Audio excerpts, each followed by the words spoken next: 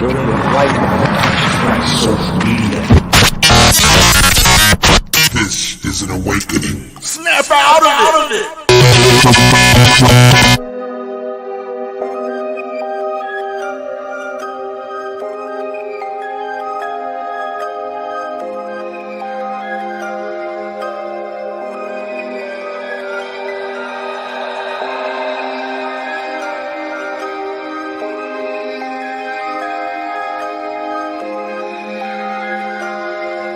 Thought-provoking, challenging the popular perspectives, critical of today's opinions. We go all the way in deep. What's a thought's worth if thoughts must conform to ill-conceived theories and so-called orthodox beliefs, twisted opinions of hypocrisy? How do we reach new heights?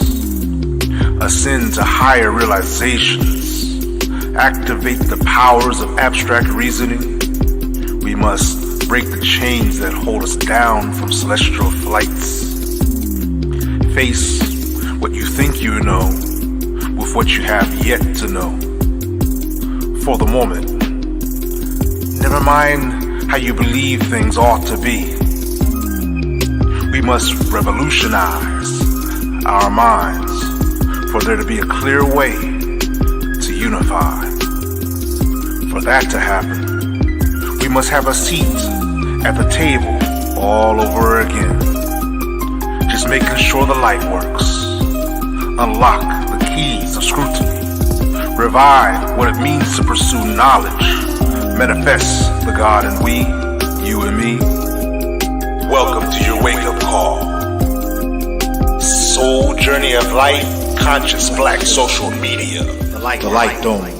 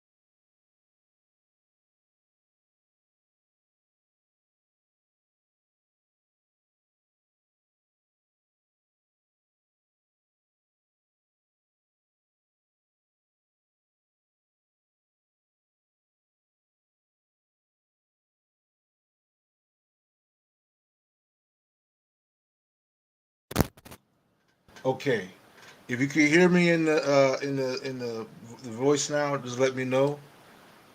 It looks like I've got some green going on. Excellent. Okay, so first of all, in the name of Allah, the Compassionate, the Merciful, this is your brother Abdul Wadud, aka Questman, coming at you live. Soul Journey of Life, Conscious Black Social Media.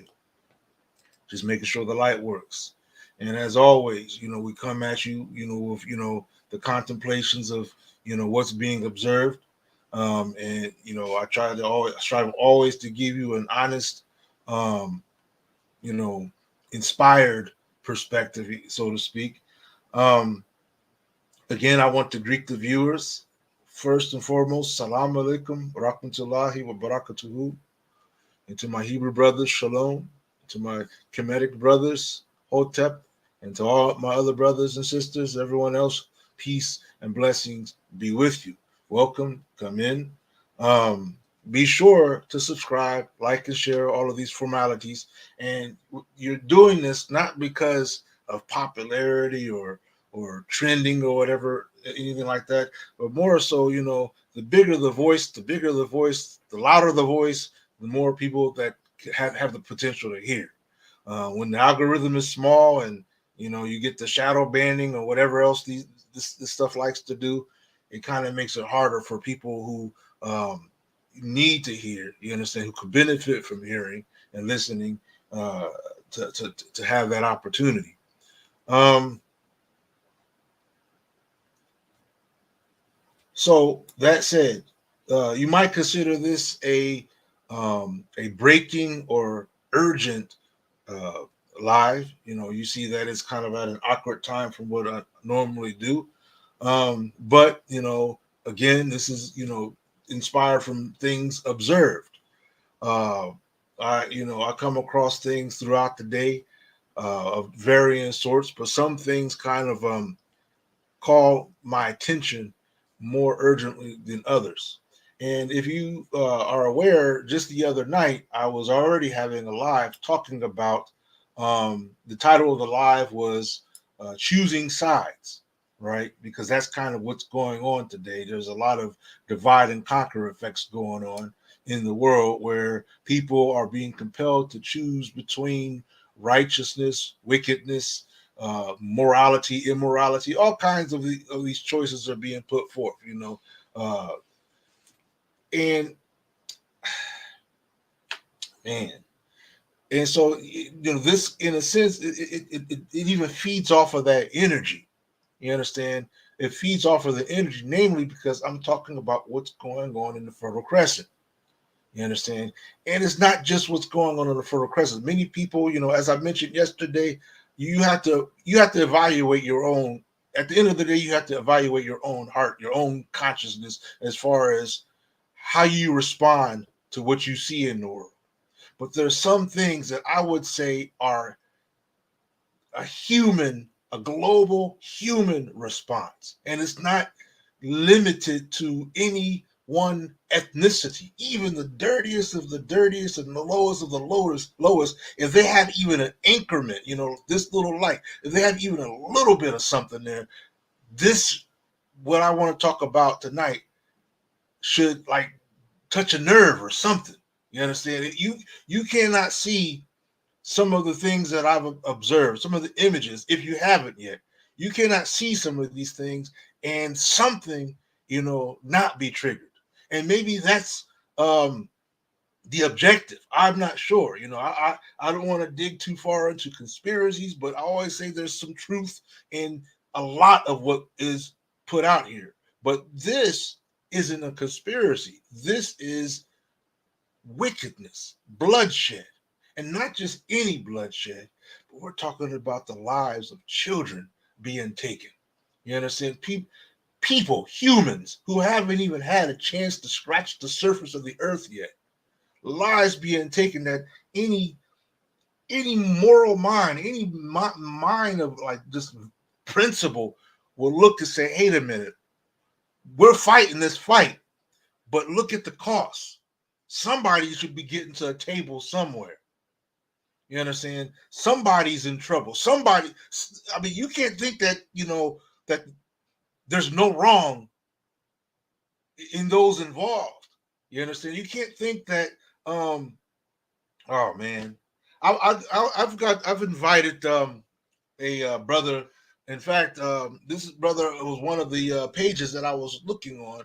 I follow the brother on my IG, and I came across this post, and it kind of follows up on many other things that I've been seeing.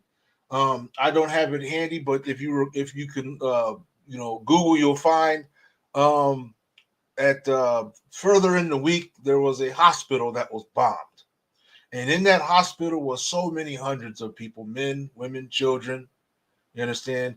But when you look and calculate the number of children, let me get to the chase here. I'm going to invite this brother up here, and I would like to be able to have um, a thoughtful conversation.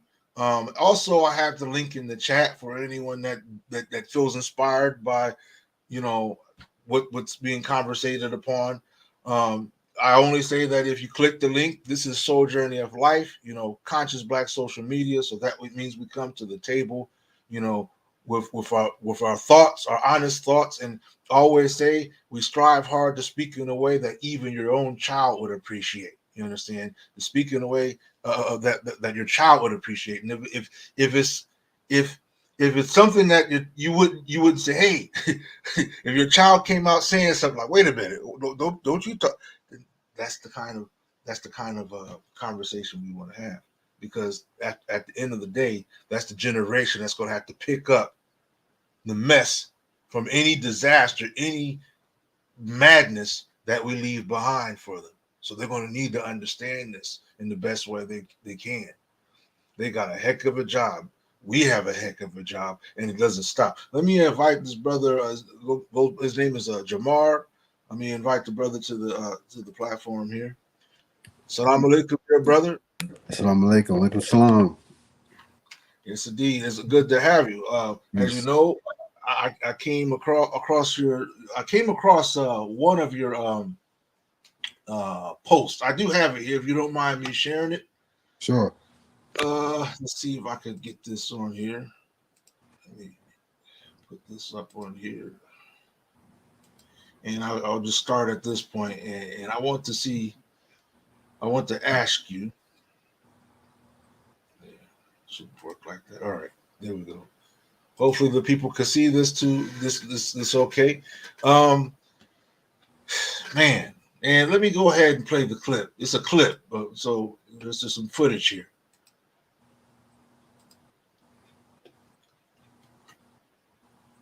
This isn't an illusion. This isn't a movie clip. This isn't Does it go? Okay. This isn't some kind of what do you call this isn't Photoshop. These are children who are no longer alive. And I believe if I'm looking at their legs in Arabi, you see their names. I didn't get a good look, but I believe that's their names on their legs. When you saw this post, and I see in that you had a comment there, apparently there's a body of people who, and I can't understand, because you do have people who will post things for effect. You understand? All kinds of stuff from aliens into space, or all kinds of stuff. And people will photograph, or what do you call it? Photoshop things for likes and whatnot. But when we come across real things, you understand? What do you have? What can you tell us about this clip right here that we're looking at? Well, these were children who were in the hospital that they bombed. Hmm. They've been strategically bombing places of refuge on a regular basis, night after night. They're going to do some more tonight. Yeah, Every I single night. remember that. Every single Okay. night. They've been dropping bombs on civilians. They've even orchestrated for them to flee to the south. And as they were fleeing to the south of Gaza, they bombed them on the way out. Fleeing to where? Where can they go? And the reason why I'm asking this is because, well, first of all, where would they be fleeing to? If they're being compelled or forced to flee, to go where? Out of the Gaza Strip. They don't want anybody in the Gaza Strip. But then they started moving even further off into Palestine instead of just staying in the Gaza Strip. So they're not really going according to what they said they were going to do. They dropped little leaflets, these little letters in the sky, like these little pamphlets telling them to go south. So as all of the women and the children, they fled. The women and the children trying to get out of there. It's the men that would go to war. They would Right. move forward. So the women and the children was trying to leave, and they bombed them on the way out. All the kids, all the babies, everybody. They killed 2,055 kids so far. It's And if I genocide. remember correctly, one of the places they were trying to push them into was Egypt, and Yeah. Egypt basically closed the border against them. No, that was in the past. Egypt came to their help. They started coming across the border to give them Okay. supplies. Okay. They don't want smoke with Egypt because then they're gonna have to have smoke with Iran. They don't want that. So see, Right. they can't take this to where they really want to go. They really trying to test the borders because it's they last stand. And that's for other reasons that we all should already know. Like they time is up. So now you seeing a lot of like last minute things. Like when they go to war, that's usually a last minute, or I mean, a last case scenario, worst case scenario, Yeah. situation. So that's how you know when we in trouble. When we in war, that's how you know we not good. So America has to create a monster. It has to always, create its villain. So That's that interesting that you say that. Why and why is it important for them that they have to do that? And the reason why I asked this is because I came across an article or another video clip, where in this case it was talking about Africa and why the West needs to deny Africa its ability to unify and consolidate resources. Yeah, because America is a corporation. We keep forgetting that. Like it ain't a landmass. It can move. It can go anywhere. Some people still say it's Morocco.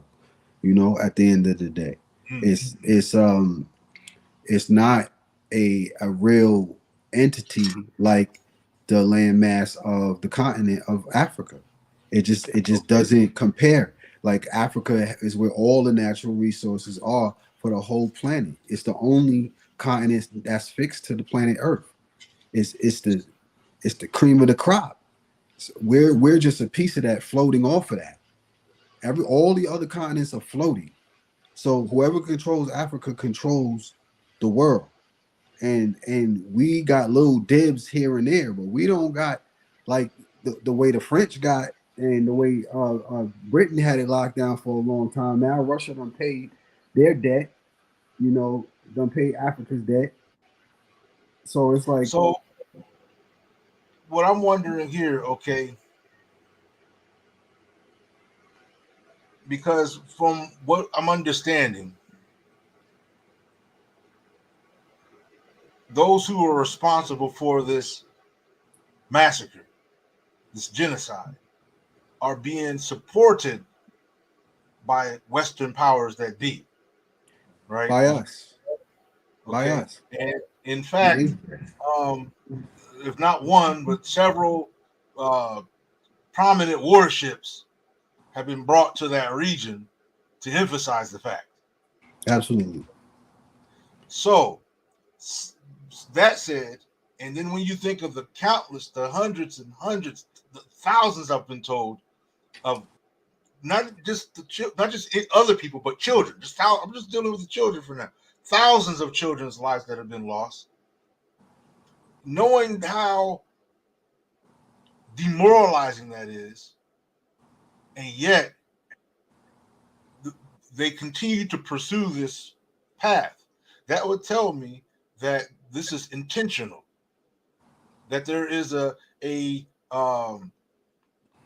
scheme, if you would, behind this. A reason why they will, go to this extreme of killing innocent women and children. Yeah. So their reasoning is this, right? Let's play devil's advocate. Okay. Their reasoning is the terrorist group Hamas is utilizing the facilities like children's schools and hospitals, and they're hiding in these places. Okay. And they can't tell who they are. So, because they can't differentiate who's a Hamas because they look like civilians versus who are the terrorists, they're going to kill everybody. Right. So now the problem that I have with that being a black man in America, knowing that America is under an alliance with Israel, a very, very strict alliance. Right. If they can do that there, they can do that to you and I who look alike to them. You see, they Yes. can't Yes. differentiate you with your turban on and me Right. with my hoodie on. They can't differentiate.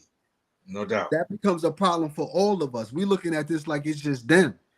This is a problem for all of us. Anybody that's black and brown. And it's heavy that you mentioned that, because yesterday my conversation was built on a comment that a particular scholarly brother or minded brother had said. And the comment was basically implying that what's going on over there is irrelevant to us or to his concern here. And I'm thinking to myself, in multiple areas or multiple points. One, morally, that should concern me for the sake of just as a human. What look? I'm looking at these. Let me, for the viewers, that should bother anybody on the face of the earth. Now, a person who has the ideas about origin and whatnot that I have, that also makes it matter to me as a custodian, if you would, of the earth. You understand? Or manifesting the presence of the Most High, manifesting, my servitude of the God. You understand? All of that makes any kind of good or evil that happens on this earth relevant to me. Okay, if it's good, I would like my people to benefit. If it's evil, I would like my people to be protected from it. Whatever the case. Anyway, so you had that. So the point that you made there was that what happens here, its effect can become like a Pandora's box where eventually meets us sooner than later, if anything. And if you look at the times, here's the thing that should be thought about. And I reflect upon things. When I look at things, I give some I go in deep when I'm thinking about it. Cause and effect. There's an old saying, you don't draw your gun out unless you intend to use it. You've got some of the greater warships of this land parked right over there, as if to say, nobody move, nobody get hurt, or nobody move while we do some hurting. However you want to, put that. These things are not going unseen by people that matter, by people that this is being observed. This is affecting. You understand? This is triggering. And it's not something that humanity, anybody that has any morality, will ever be able to sleep on. And then to know who the perpetrators are, that old saying, what goes up must come down. The cause and effect, the laws of cause and effect. All these things, you can't, wickedness can't perpetually go on without being unanswered. I'm hoping there's something I'm getting at here. Wickedness can't just keep on happening without repercussions, without something responding. And now, with that said, let me go back just a little bit. It's well known the grades of oppression that melanated, that black, that Africans in America, Hebrews in America, Americans in America. I'm saying this to cover all of our identities that we've ascribed to while being here in this country. It's known these things are not unknown, the type of oppression that we've gone through. The wicked ones also are aware of this. And as they are trying to go further into their agenda, they still have the problem at home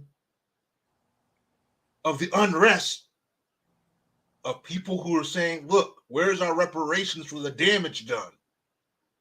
Where is something, where is our right of self-determination? We want liberty. All this is in the air. And it's clear they're not going to, they're not going to give that willingly.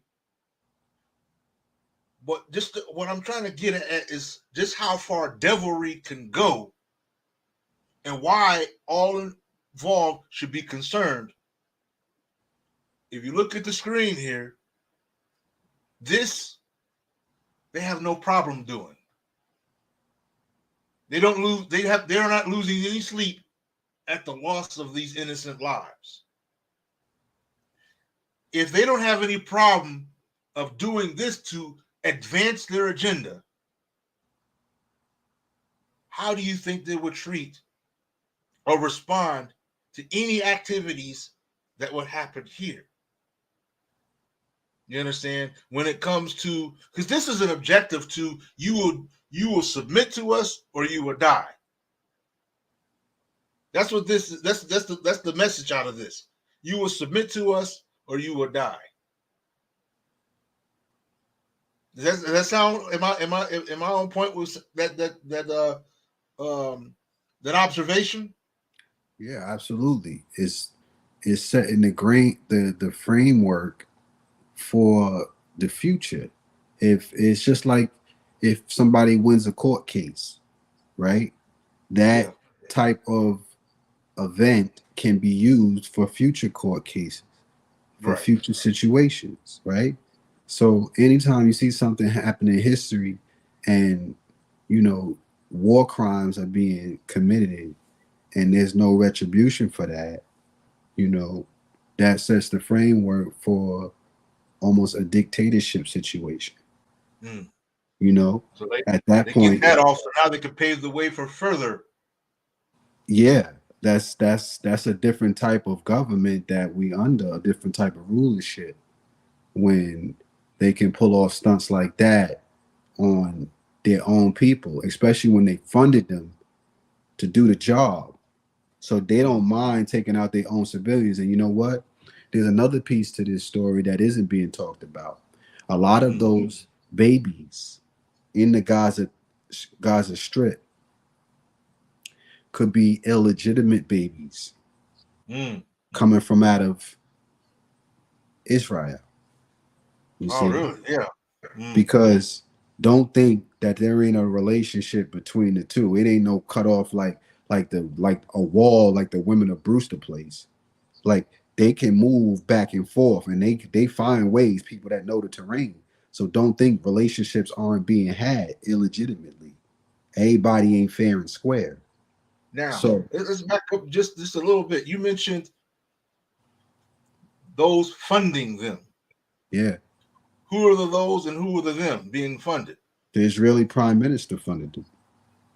And then who's the them that they're funding? Hamas. Okay, I would like you to break that down further because I think I'm following what you're saying. From what I've understood, from the types of media that I've been watching, there's the saying that the what do you want to call it? The powers that be in Israel established or funded or erected, if you would, Hamas as a body or entity, if anything, to be in opposition of the powers in the West Bank, the like Al Fatah and the Palestinian Authority. Is there anything in that?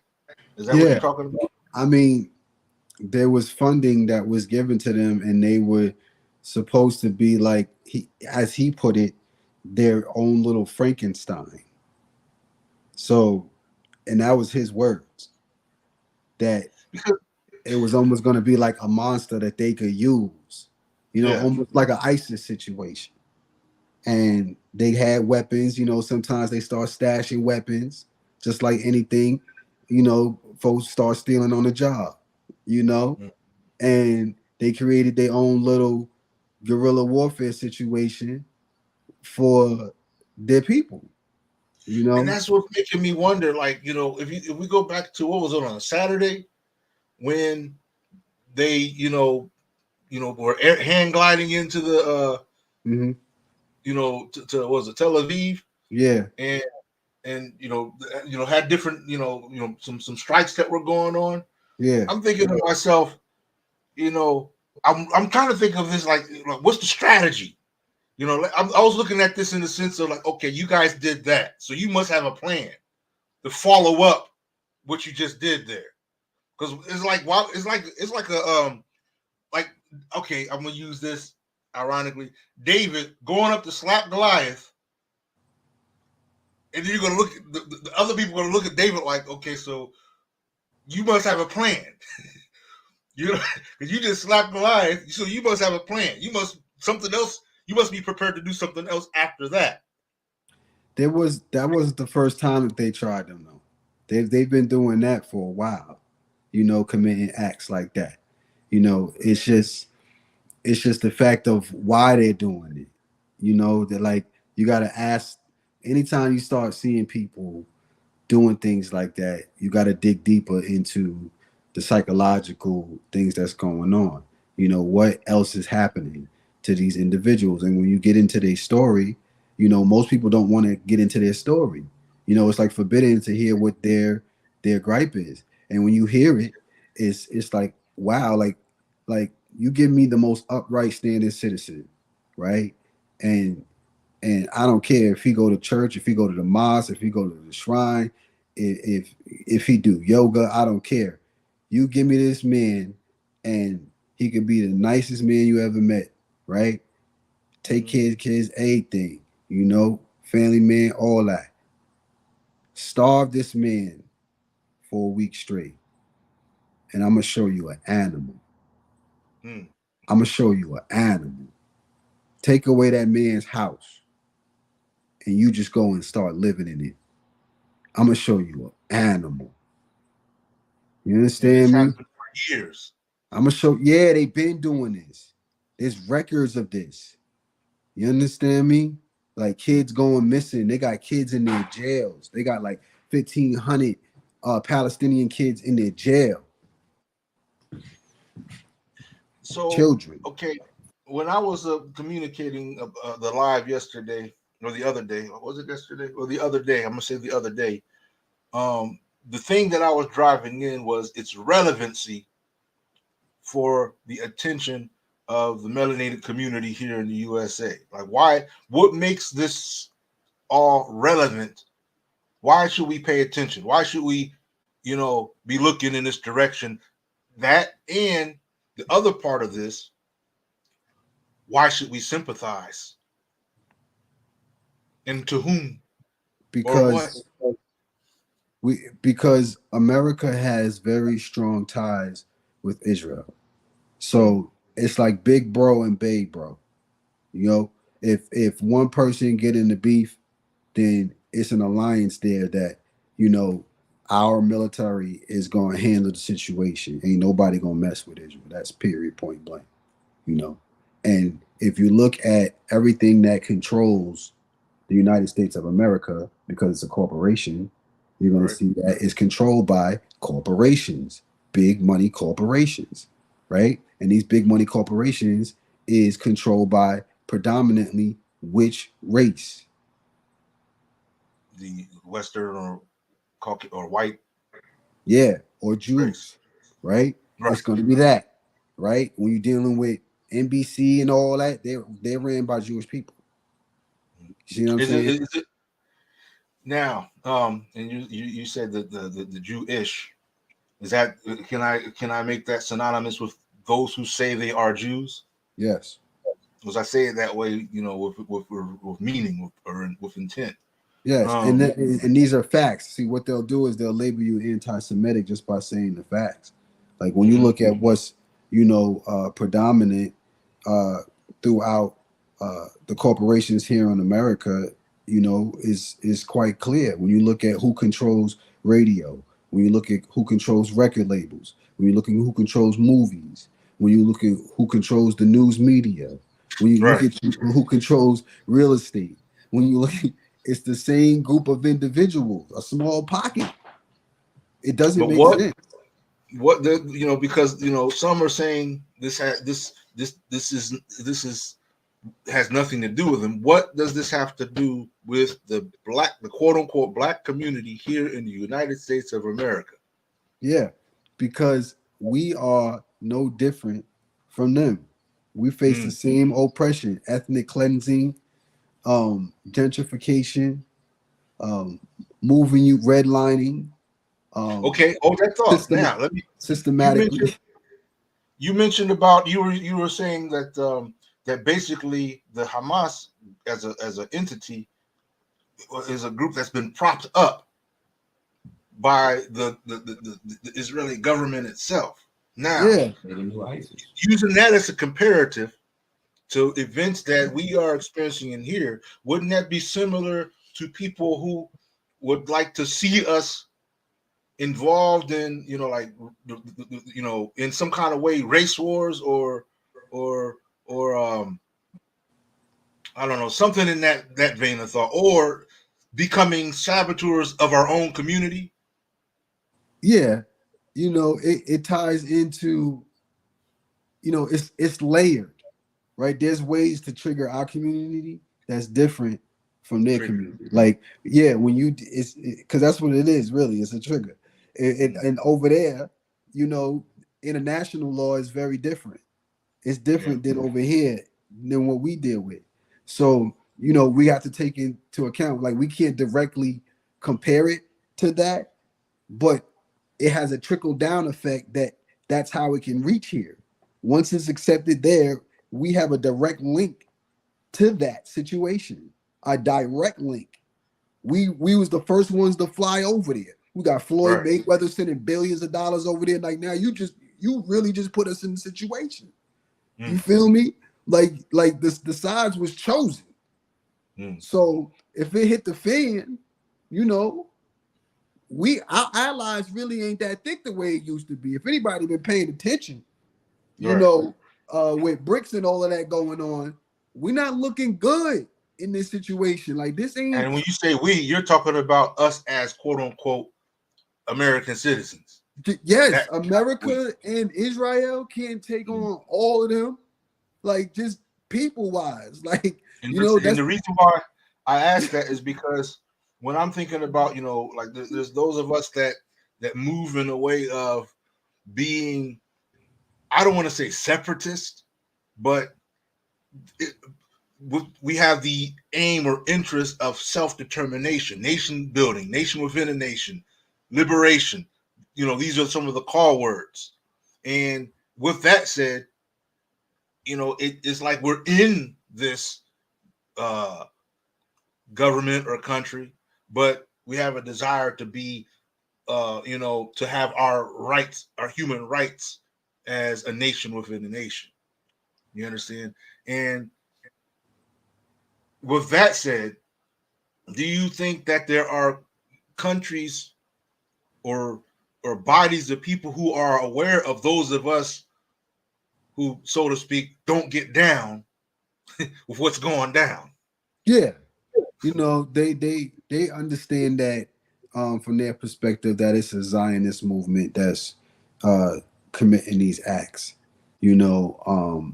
like this. And there's if you look around the world, if you just move around and fish around on the internet, you'll see all the protests of the people all around in every major city throughout the world.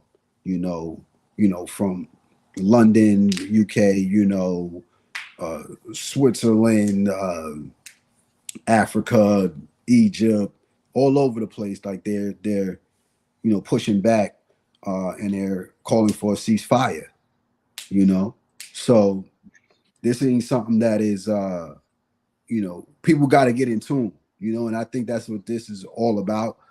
Programs like this, that we can get proactive about it and talk about it and make some noise, because people don't know what's going on around them. Like, everybody talking about Jada and Will, Smith, and you're like, y'all don't realize what's going on around you that is affecting you right now.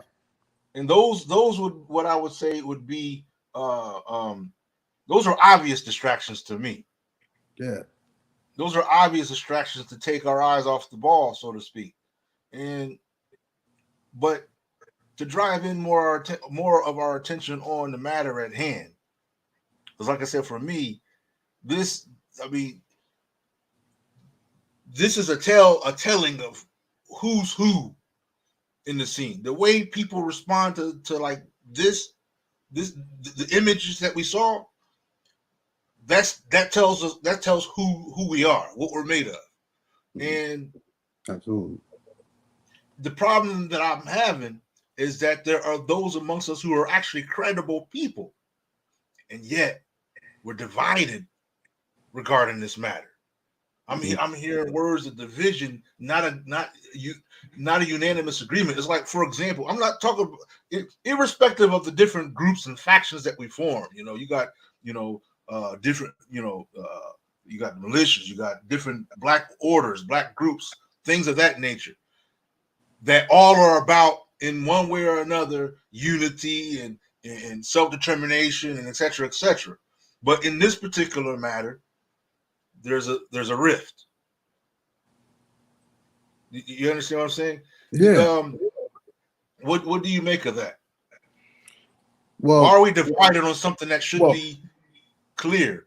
America is a different machine. You know, we have all of these different nationalities within the same melting pot, right? Living amongst each other. I mean, I'm from New York, Right. so like I heard that literally, in the New York part, the accent. you could have somebody right next door to you that's Israeli, and they could be roommates with somebody, you know, who's Palestinian. Like it Mm-hmm. literally can be like that. So Yeah. and it's more often than you think. It's a Right. lot, you know, like, and there's whole communities. So it's like, um, it's a tough situation when when you're thinking about it in terms of America, looking through the lens of America, you know, because we have a very unique situation here. So it affects us in a different way than a lot of other continents, you know. Now, I can relate to what you just said there because I could think about even my own childhood growing up. I've had some comrades, some friends of different ethnicities, Mhm. and you know we grew up being staying friends even as adults. We'd come like, hey, and you would think that a person like the values that I stand on, that could not happen. I say, but when you know people growing up, you learn to kind of identify the good in someone, so to speak. The good, what makes them a friend in the first place. Your It commonality. doesn't change for me. It doesn't change the reality of on a macro scale of what's been going on. The ones like in general, and where I stand when it comes to that. Yeah, Um, I was saying at one time, one of our greatest mistakes was integrating without forming a nation first. As we were pushed into that. osmosis in this situation, and as a result, while the powers that be still manifest for themselves as a nation, we've been kind of, elbowed and shoved around, and basically commanded to conform and get in line, and you're a citizen too, but wait a minute, when I come home, you don't treat me like one. I can go out there and fight Right. your war, but I come home, you don't treat me like one. Right. All this would be a whole different situation if these folks actually treated us like they treat themselves. Right. This wouldn't even be a confrontation, but it becomes so because there are unanswered um, troubles that they've caused and benefited from. And to this day, we're looking at, look, you haven't solved or resolved this. And look at where we are as a result of your refusal to resolve this. That on top of the knowledge of who some of these people really are, essentially, So our hands are full. But to go back into what I was saying as far as relevancy is concerned, salute, peace and blessings, family. I'm seeing some people come in the chat. The relevancy is like business, like you were just saying, corporation. One of the things that we have to look at that makes us distinct from any other melanated or black or African or whatever in the world is our being brought up in this. It affects our thinking. And brothers and sisters, when they travel abroad, that's one of the first things they experience is that this isn't Kansas anymore. You understand? And people don't even respond. They respond, an ancient way in some areas of the world. Yeah. Ways that they've been doing for hundreds and hundreds of years. And we're coming at them like, oh, I have a right to do this, and I have a right to do. What are you talking about? Get this guy up out of here. Arrest this guy. Yeah. And I remember seeing all kinds of things. I remember seeing, when I was over there in Djibouti, and I remember seeing a guy who was stealing something, and the whole neighborhood chased him down. I'm saying that the way we've been brought up here in this land, as much as we are about the activist qualities, that we stand for, the red, the black, and the green, all of that, we still have the some of the venom that the being neighbors to the powers that be have passed down to us. Mm-hmm. And I think that conflict is part of what keeps us divided. Because when Mark is your friend, you're thinking, well, why do I need to hate Mark? Why do I need to hate Jeremy? You understand? And then, and Mark is looking like, what did I do? you know me. We played ball together. We played Nintendo together. Because realistically, it's not. Because realistically, it's not supposed to be about love and hate. It's really just doing right and wrong. Like when you see in situations like this, when it gets to this extent, at this point, it's supposed to be like we don't care who's right or even wrong now. We just need to stop the violence. We need to stop killing babies. Right? So it's like some type of something needs to be able to oversee this situation and fix it and swiftly. Mediation. Because no power should be able to move like that and at its will. Not for this long. With the consensus of the population of the world saying, whoa, wait, hold up. Because everybody didn't agree to this. Y'all just made this decision and then y'all getting it banging. And y'all getting civilians and, kids involved. It's primarily kids. They said it was 42% children. And that's why I said that when you look at that right there, when you look after the smoke clears from the bombings, and you see all the losses, and you just see the children, just soldiers on the ground should have. Hold on, General. That should have like a domino effect of pause. Where's the soldiers?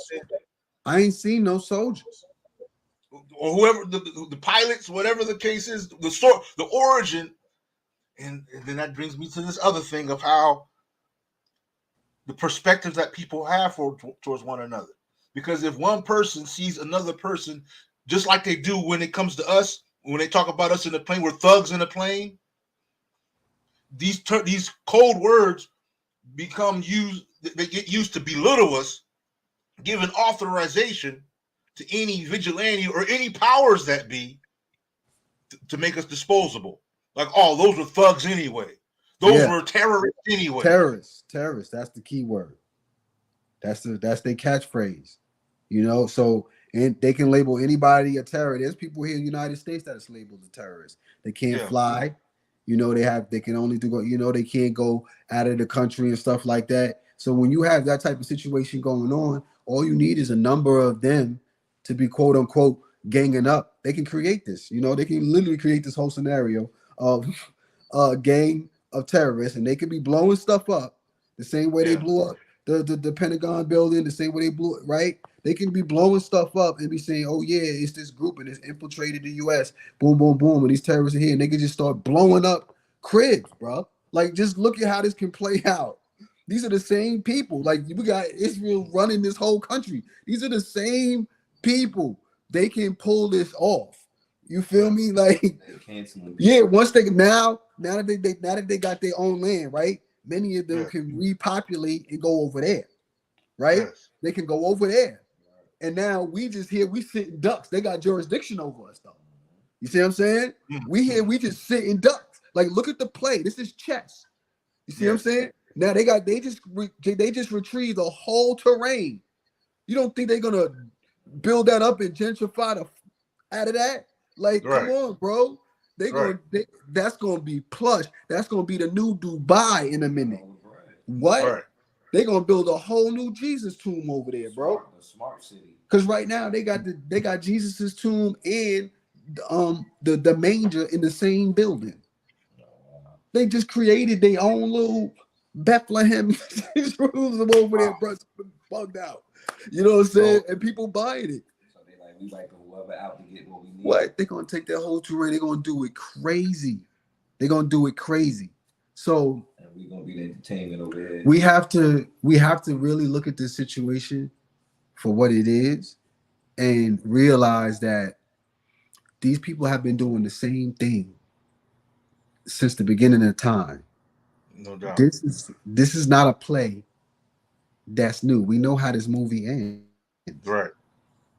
And we have to stop turning a blind eye when we see it coming, cyclically. We know when it's coming. We've seen the Desert Storm. How many wars have we seen since we've been alive? And it's in the same place. Right. And we keep asking ourselves, what does that have to do with our freedom? What does that situation over here have to do with our freedom? There's an answer to that. Okay. There's an answer to that. We're seeing the play. We're seeing the alliance between these two here and their struggle for terrain and their home, right? Because we live by the principles of biblical proportion. And that story has to have a resting place. Yes. In God we trust. Right? So that has to be preserved. You destroy that, you destroy the temple. You destroy what literally is our beacon. You see? Right. It's all still based on the same principles of the ancients of what God do you serve? Yeah, the Holy Land. Who has the Holy Land? What's the real Holy Land? Not only that, but who's the authority? Who controls it? The people of the land. Right? The people of the land. The true indigenous. We have to keep that in mind. The mic here. He needs to come. That's my bro. To come at the table. That's my bro. Peace and blessings, brother. He's over here dropping jewels in the background. We gotta keep that in mind at all times. It's always something bigger than what we see in on the airways. I mean, we seen news reporters faking being bombed. Right. If you're gonna take it to that extent, what's really going on? Why do you have to paint? We already got bodies that we can see being blown up to bits. Why do you have to do that?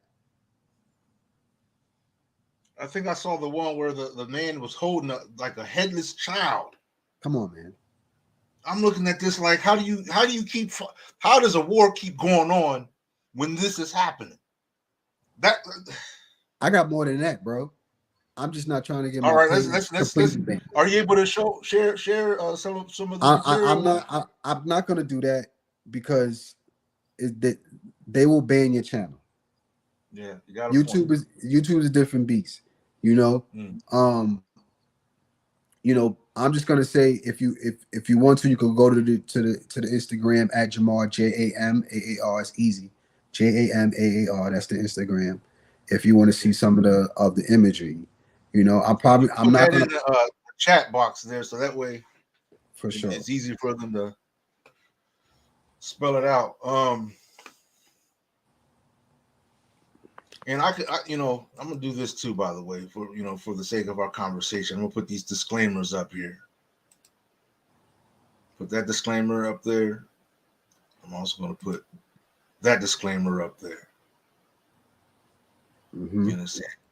Because you know, these are opinions. You know, as I was saying, you know, I'm not a professional doctor. I'm not a professional whatever. Um, these are opinions.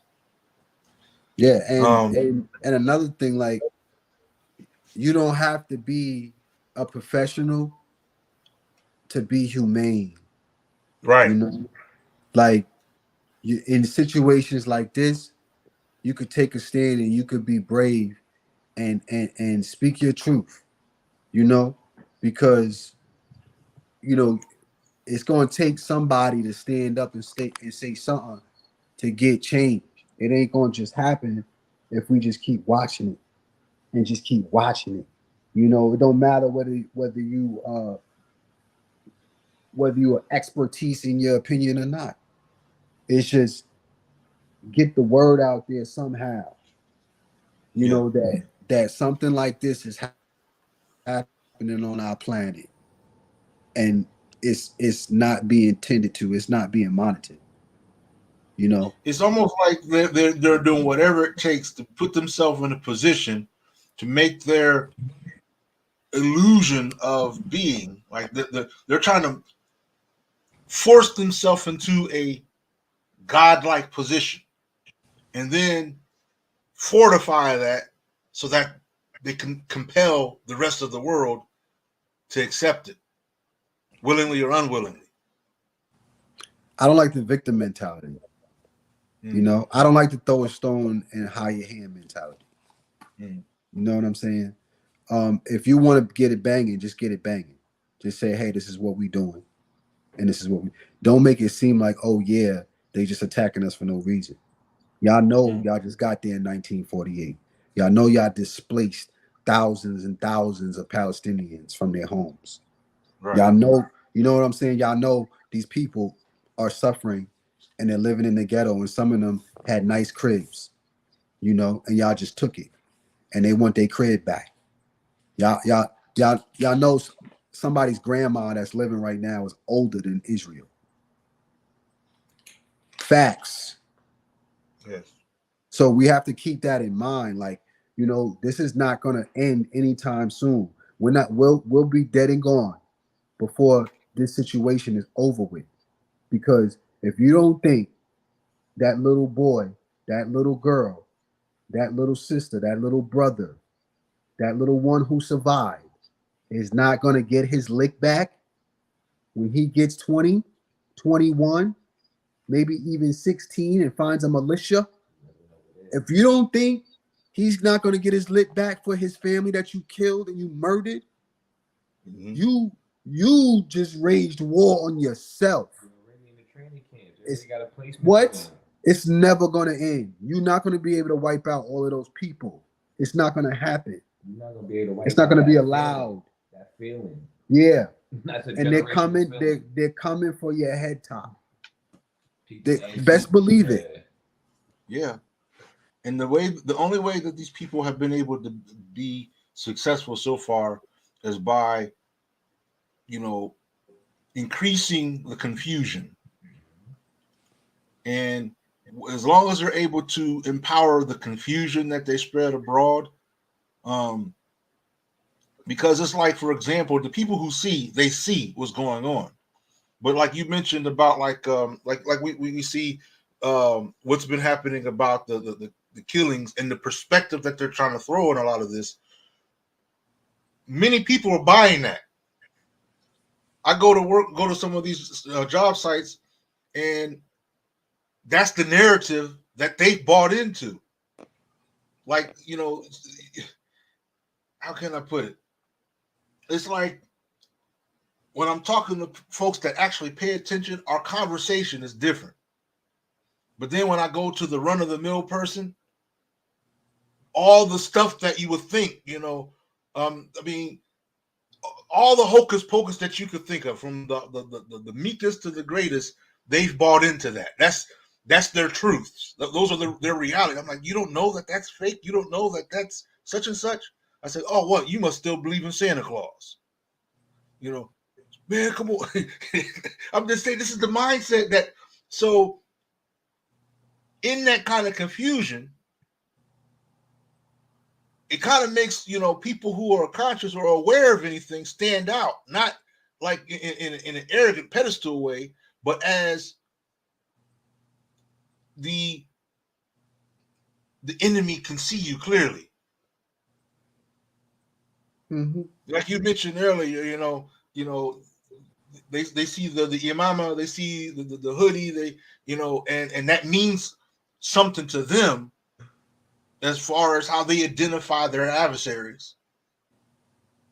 Absolutely. And that, while it could mean that I'm aware of something, it could mean that I'm not. But they would take these things to assume that I must be. Yes, absolutely. And that's why what we do, is the most noble thing that you could do for your people. Information is the best, it's the greatest form of love, because if you look back at any Messiah, any messenger, any prophet, any man of good word, divine word, they all had that one thing in common, is that they was given information. Yes. And you It know was something? I'm glad you brought that part up, because just like I'm talking about people who see versus people who have been brought in, who've bought into the mystery, who bought into the delusionment, whoever they and those may be, this makes me think of something else. The massacre, the genocide, all this that the globe is all able to see. This isn't something that's even a hidden thing for most. Even basic media is talking about this, irrespective of who they're saying is responsible. At the end of the day, people all over the globe are seeing innocent babies, innocent people dismembered and whatnot as a result of the attacks or whatnot, the atrocities. Then all of a sudden, someone shows up, mediating, negotiating, saving the day. I said, doesn't that sound kind of right for like this this anti uh concept, or messianic, like a messianic thing? I'm saying messianic because that I'm looking through the eyes of the disillusioned, the delusional, of mm-hmm, how the things that they buy into, that mm-hmm, they will eat up immediately. mm-hmm. Somebody's got to do something. What are we going to do? Just then on NBC Nightly News, so and so from so and so, from a country that's under dispute or something, or maybe Ukraine. I don't know. Just say somewhere, somebody Mm-hmm. that needs to have this type of uplift shows up, remedies the situation, saves the day, gets the attention. It's just that this book that's playing out is too easy to read, and it makes when I read a book like this, it makes me wonder. Like, wait a minute, what's going on? Let me take off this cover's covering something up. What's going on? And then I start thinking about all the things that my elders and the path that I'm upon has brought to my attention along the way, and I'm like, this is what I was warned about. Mm-hmm. These are the moments or the experiences that I was warned not to get draped off into. Mm-hmm. You understand what I'm saying? Mm-hmm. Happening right before my very eyes. Mm-hmm. And then I'm thinking about, other scenarios when allegories are describing quote unquote righteous people Mm-hmm. and the behaviors, the activities that they are involved in. I'm like, wow, this is the thing that needs to happen, that needs to be understood by anybody paying attention to these clips and videos, is that this is real. That is real. Real. You can dispute on philosophies, you can dispute on whose quote unquote religious ideology is proper or correct, but one thing we can all agree on is those were dead children in that image. That's real. And you'd be surprised how many people will say, "Oh, that's fake. Oh, is they acting?" Oh, Yeah. it's like it's it's mind boggling. It's like, wow, like you don't even know what a dead body even looks like. And that opens a Like, whole nother door, because now when you don't even believe when something is dead, yeah. now other innocent people are more easily to be given similar treatment, because you're not We going to don't believe that it happened anyway. never mind deep fake. Like you can't even diagnose reality anyway. So you don't know what you're looking at. Like just to have that zero awareness for Yeah. me to see so many people like that blows my mind. Yeah. They made that type of look normal. Blows my mind. It's In a normal. day and age where they're raising cattle to, to have more discussions about the cloning process and things of that. I'm looking at the conversations both high and low. I'm listening to what people high and low have to talk about. When I'm saying high, I mean people who are on a more intellectual bent. You understand? Whether they see or don't see. Because sometimes you could be intellectual and be still lost in the sauce. And then sometimes, you could be a complete doofus, but somewhere in there, you got a little bit of light still shining. Somewhere in there, you're like, oh, that part right there, that might be what helps him out later on. That Fact. little glimmer. Um, and I'm looking at, I'm looking at the way people, many of us respond to movies, the way many of us respond to a lot of the imagery that we see on TV, the way we respond to some of the music, just the way we respond to how you mentioned earlier, information, the Mm-hmm. kind of information that's that's put out there for mass consumption and the way it's received. Mm-hmm. You understand? When I'm looking, what I would do when I would study history, like if I was studying ancient Chinese like war or something, I would ask myself what was going on in this year period over in the Americas. And in the same year period, what were they doing in Africa? I would look at that and I would say, okay, because I want to see, I'm going to imagine in my mind, this is happening here while that was happening. Now I understand why this happened, because when this was happening in this history, it was affecting what happened over here. I'm looking at all these kind of things. Similarly, I'm looking at the day and age information that's out there, how it got to this point. A lot of the things that are happening in today's time have only been happening, you know, in the speed that it has within the past centuries or so. You understand? I mean, and then I look at how it's received, how people have taken it in. Even when you look at some of our elders or whatnot, how they took certain information in. I've got elders that quickly responded to being poisoned without question, and I'm thinking to myself, why? Why did you do that? Mm-hmm. Didn't you know? But in their mind, it was okay because this is what you do. Because in their day, that's what you would do. When you were born into the world, you go to the hospital, you Mm-hmm. get a certain dosages of poisons. Mm-hmm. That's what that's that's what you do. That's the right thing to do. No Mm-hmm. questions asked. I'm like, well, why not? Why aren't questions being that? Why, man?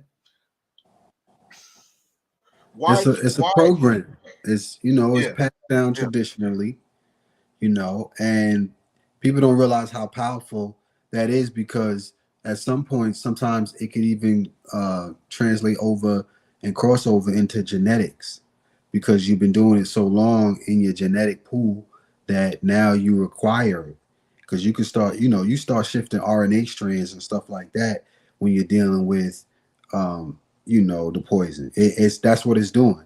So, yeah, your RNA strand is what differentiates you from a butterfly or a caterpillar. yeah. You change one or two of those and you something totally different. So Right. when you start messing with that, there's going to be ramifications for that. There's going to be certain products that you're going to have to use versus what you used to use. People are starting to see those changes already. There's a whole lot Yeah. of things happening. That I don't even want to name because they'll even get your page snatched Right. up for it. You know what I'm saying? Yeah, But they've already hit me a few times. yeah, For like stuff. I've learned over time, you know what I'm saying? Man. You kind of got to speak in code because guess what? The same people that we talking about running this network. Right. How no matter how we want to play it, And that brings a whole it's problem all by very itself. real. Because I mean, I remember having conversations with some brothers, and I was speaking in a way that I felt was suitable for us to be able to comprehend. But because they hadn't, I'm not going to belittle them, but because they hadn't reached a certain level of to where they could be receptive to that, they was like more confused by what I was saying than confusion that the essence of the conversation was about. Hmm. Even though we knew that I was communicating, I had to communicate this way for our sake. Hmm. So Some my people, point is that you know we are forced to sing songs a certain way, and the outcome is being that our broadcast doesn't spread word far and wide. hmm But the madness when it's communicated, it gets put on blast for mass consumption. that's that's the play.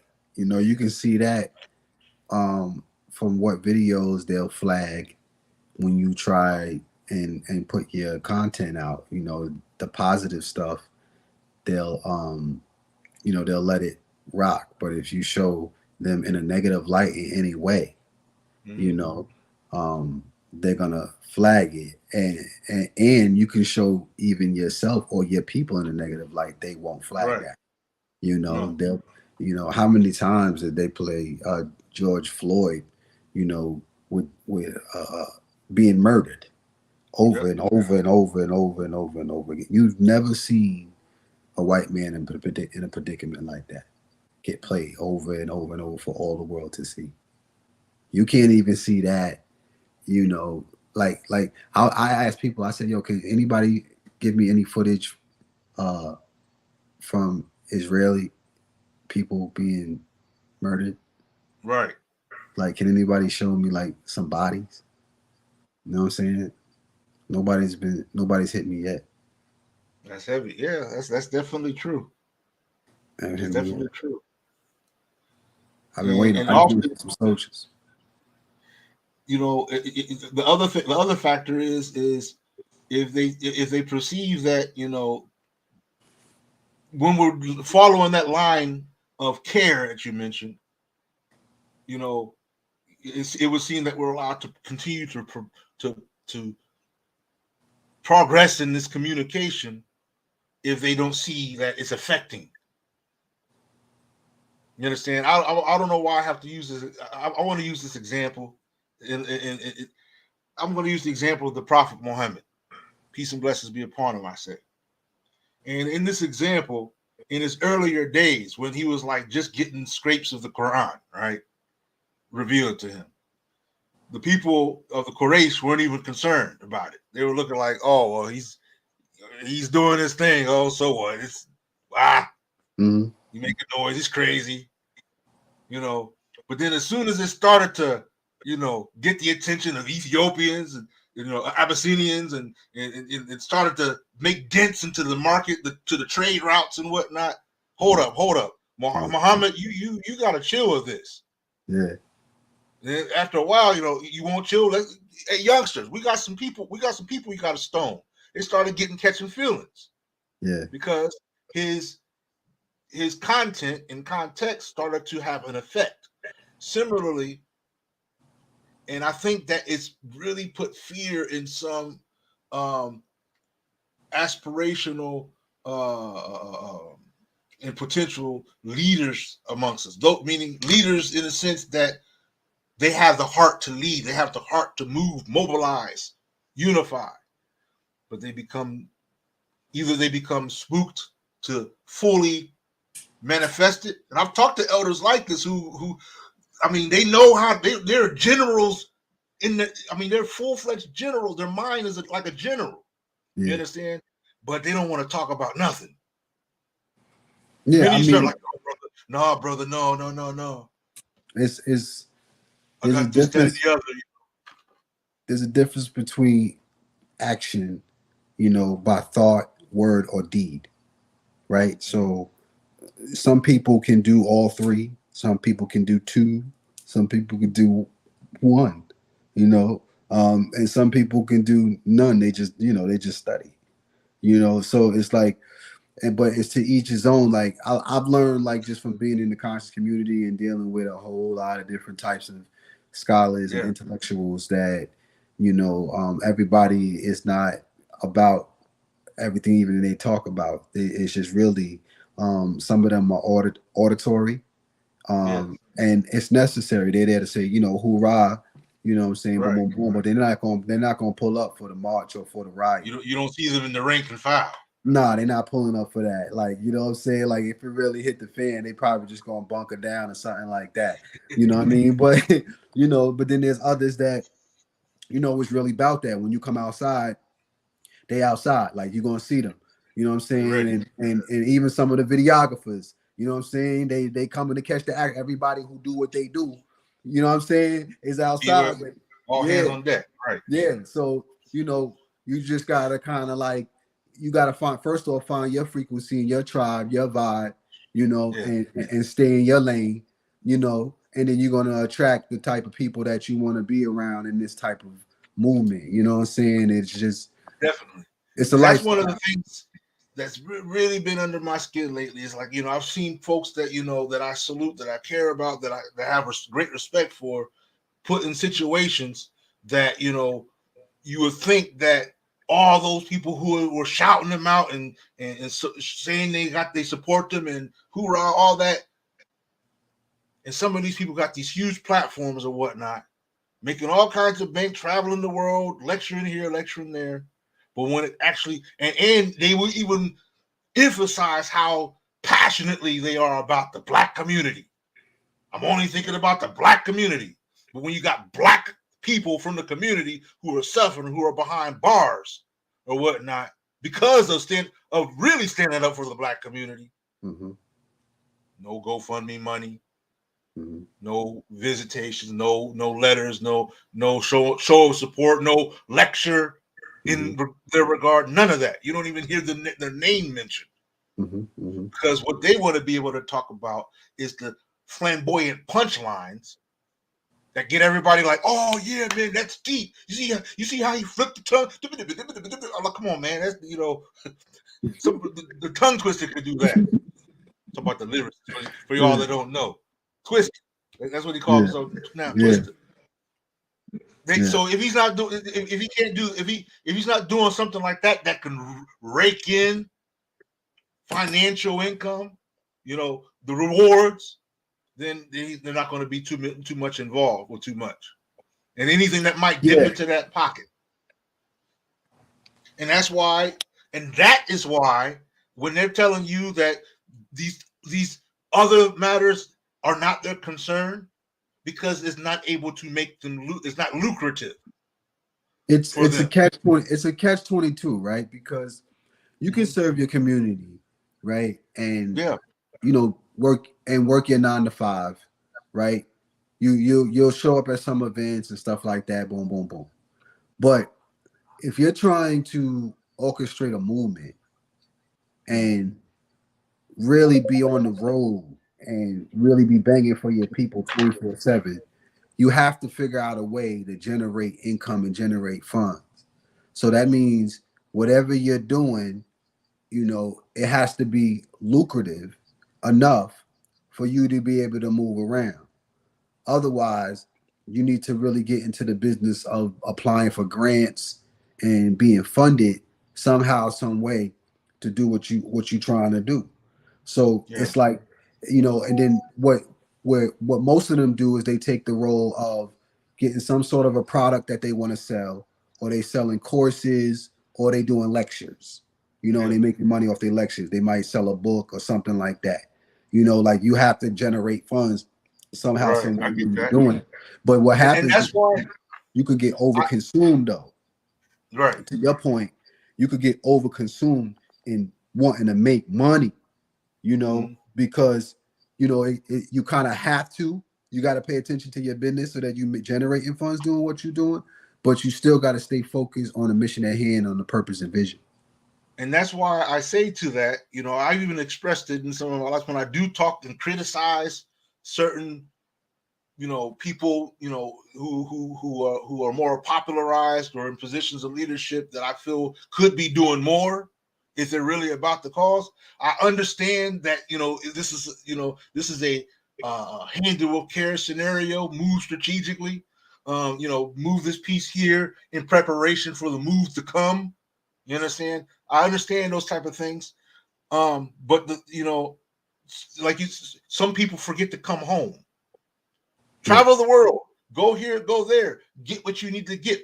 You know, uh, you know, get your groceries. You understand? Get your food. Get your food. Get your Get your eating on, right? But you still got to come home. You still got to come home and help take care of the house expenses. That being the other essential causes for your people. And not only that, but it doesn't all. It's not always something that has to be on blast, Right. but where people will at least know that, hey, you are just as much an effective part of this as the boots on the ground. You Yeah. understand? That makes all the difference. But when every time a scenario comes up that matters, you know, you know we're on the scene. You can't even get a mic in your face. Yeah. Nothing. Yeah. But you make sure that you show up at these luncheons and whatnot where the tickets are about $1,000 a seat or something like that. You make sure you're Yep. there. Yep. Yep. It's just, I don't know, man. It's just, if you're active, if you call yourself an activist, there's just things that you just do. And this, you don't even have to be an activist. This is just anybody with an opinion about what they're seeing, anybody that's aware. Like Yeah, like how do you feel when you see this going on, to people that could very well be in your family, that people that live right across the street from you or right next door, or you know what I'm saying, or the person that you was about to marry. Like, this is America. Like, this is happening here. So, yes, these paradigms exist. So we have to look at this with an objective eye, and say, hey, uh what what caused this situation to happen to where we can lose this many children to this magnitude, and it be acceptable? What what happened? What really yes, happened? Because it can't just be, they blew up a building with 100 people, so now we're gonna kill 2,000 kids. Like, right, nah, be like something. This is a little bit different. right. Somebody is it And, retaliation? Is it you know is it was there and somebody something has to there be held accountable. essential? Right. At Somebody has the to end be of the held day, accountable. from our investigation, somebody has to be held accountable. And like anybody else, when the Nazis did what they did, they had to be held accountable for their war crimes. They came and they scooped them No up doubt. here in the United States, and they scooped them up, and they had to serve that time. Some of them, most of them died in jail. Yeah. So we got to look at that, like we treat anybody else. So now we got to get the UN involved. They already are, but they're going to look at this and it's going to be I want examined to to get think the end of it. to the question of the hour, and that's the question that I kind of you know uh, reflected upon when I brought about this live for this evening, and that is, when does it become wickedness? I've got this generic definition right here: wickedness, noun, the quality of being evil or morally wrong. Clearly, this is a polarity kind of word because it would have an opposite, like up has an opposite, down, right has an opposite, left. So wickedness has an opposite, which would be righteousness. In the case of righteousness, is not necessarily, it's not a holier than thou concept. It means that simply you do things according to its proper way. For example, if it's proper to go in the front door, that's here you go. If it's proper, if you want to get into the candy jar, you got to take off the lid. That's the right way to enter the candy jar. You understand? So there's a right way to do things, and when you do things in the right way, the instructed way, or the way that is designed to be done, that would be righteousness. In this case, here's this generic definition of wickedness, and we see some of the synonyms: evil, sin, evil doing, sinfulness, inequity, and so on. But the question that I would have,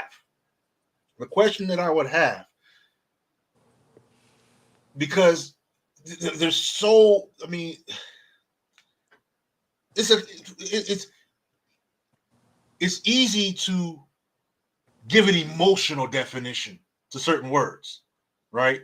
When you ask somebody, well, what is wickedness? What is evil? What is good? 9 times out of 10, they tend to give these emotional meanings and not specific, not well defined. It'd be like, to this is evil or this is good. Then when you flip it around, they end up contradicting themselves. But what I'm asking, out of this scenario, out of the imagery that we started off with, given the events that are going on, when does it become wickedness?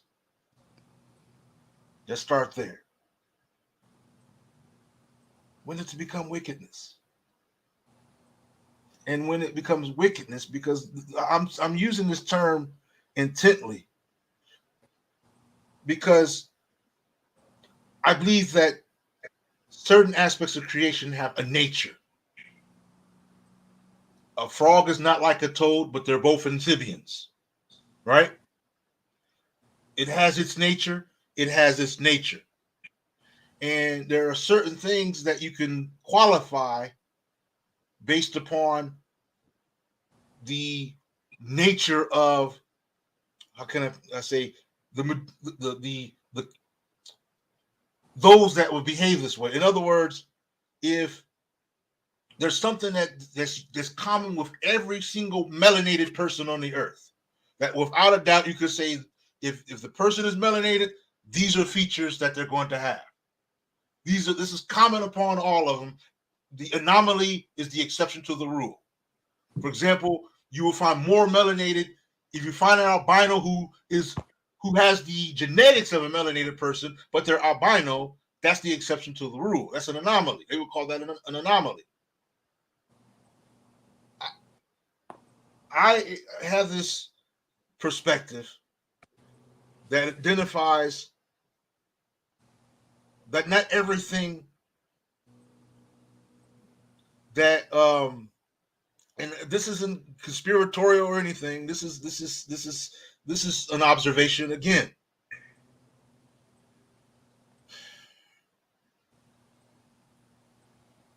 I'll say it this way: everything that walks upright is not a human being, no more than every feline is a lion. Does that make sense, what I just said? Yeah. So, and the reason why I'm getting at this, because when one species of being has a perpetual habit of certain behaviors, you could assume that is a instinct of that creature. That's what they do.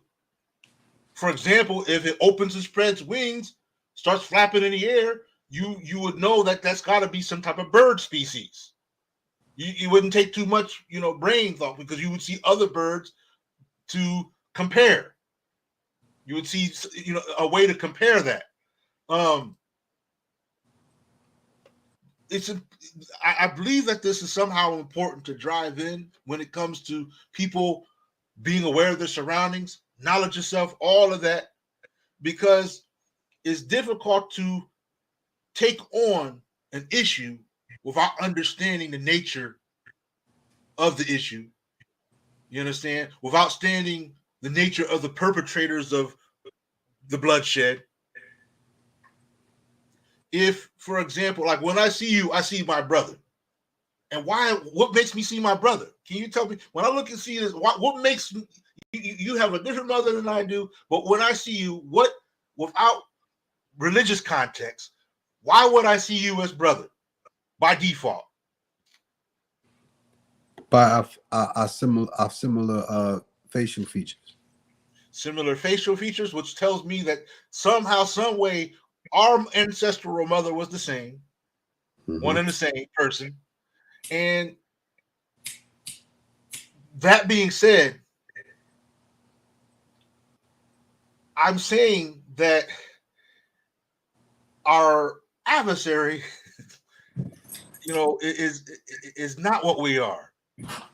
And that being known as a fact, both genetically, you name it, it would build a case towards why this isn't going to end, at least on their behalf, because it's not in their nature. It's not in their nature to ever stop this. If they do, do something that's appealing or appeasing, I would have to wonder, well, why are you, okay, now I see you brought a mediation team. Now you're, doing something to save the day. I got to wonder why.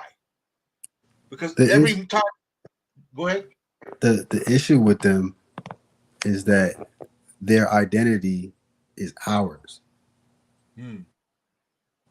Their identity is ours. You got to break that down.